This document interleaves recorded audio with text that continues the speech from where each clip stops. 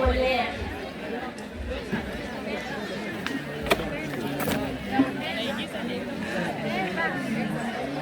Yaani mbolea inakuwa tunaweka kama mfano kiasi cha ng'ombe, mfano na kiasi cha ng'ombe wanyama tunafuga nyumbani.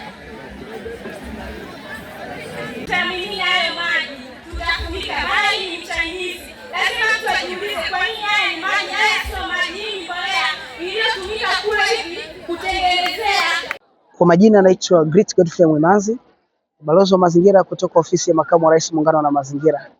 Tumeona namna gani sasa swala la zero waste limefika ndani ya mkoa wa Simiyu, wilaya ya Busega, kata ya Lamadi, shule ya sekondari Lamadi. Hakika swala hili kwa wanafunzi kwanza wamepokea vizuri. Wamepokea vizuri maana yake wamepata utaalamu mzuri kutokana kwa wadau wetu, lakini pia na maafisa ambao wamefika hapa. Lakini utaalamu huu unawasaidia wakiwa shuleni, lakini pia hata wakifika majumbani. Kwa hiyo tuna faida kama 3 kama sio 4. Faida ya kwanza, tayari tunayasafisha mazingira ya shule yetu sambamba na kata ya Lamadi. Lakini sababu ya pili, tayari wanapata uchumi. Leo hii sasa imekuja hii kama swala la zero waste, wanaweza pia kuandaa hata kizimba utenganishaji wa zile taka, sorting zile, kwamba taka hizi tukiziweka baadaye tunaweza kufanya hiki, wakapata uchumi kutengeneza miundombinu ya shule, lakini pia kuwasaidia wenyewe kwa mambo ya hapa na pale.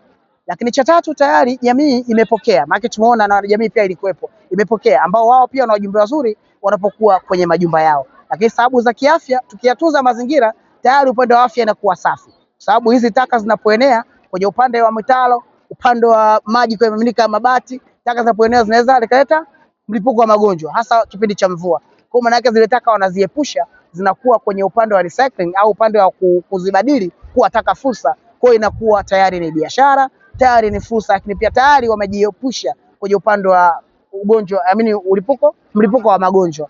Kwa hiyo niwashukuru sana Helvetas na Joyland ndugu yangu Josia, lakini pia niwashukuru sana afisa mazingira mkoa. Mungu akubariki sana. Afisa mazingira wilaya, afisa misitu, afisa nyuki, mtendaji wa kata, walimu, pamoja na afisa tarafa wetu na wanafunzi na waandishi wa habari wote kwa jumla. Hakika ajenda utunzaji wa mazingira ni ajenda ambayo kila mmoja inamgusa. Swala la utunzaji wa mazingira ni swala mtambuka, kila mmoja wetu linamhusu. Kwa tushikamane kuunga mkono juhudi za Mheshimiwa Rais wetu Daktari Samia Suluhu Hassan. Kitu ambacho naomba nikikumbushe, taka hizi kwanza hazina kemikali. Faida namba moja kwamba hata ukiichukua ukiitumia kwenye matumizi ya bustani ambayo kuandaa mboga tayari bustani inakuwa salama. Kwa hiyo ujumbe wangu kwa wananchi wote, tuendelee kupata mafunzo na kujifunza juu ya taka ni fursa, kuzigeuza kuwa mbolea kwenye mashamba yetu tunaweza tukayatumia. Kwa hatuna haja tena ya kutoa fedha kwenda kununua mbolea ya kikemikali au ya kiwanda, tunaweza kuandaa mbolea sisi wenyewe. Kwa hiyo kiuchumi ina pande mbili. Cha kwanza ina save money ambayo uko nayo, lakini cha pili huwezi kutoa hela kwenda kununua mbolea, lakini badala yake ile mbolea unayotengeneza unaweza pia ukaiuza ukaingiza fedha. Kwa hiyo kwa jamii natoa rai au natoa mwongozo, tujitahidi kuona taka ni fursa, tuzigeuze taka zetu kuwa fursa kwa upande wa mbolea na matumizi mengine.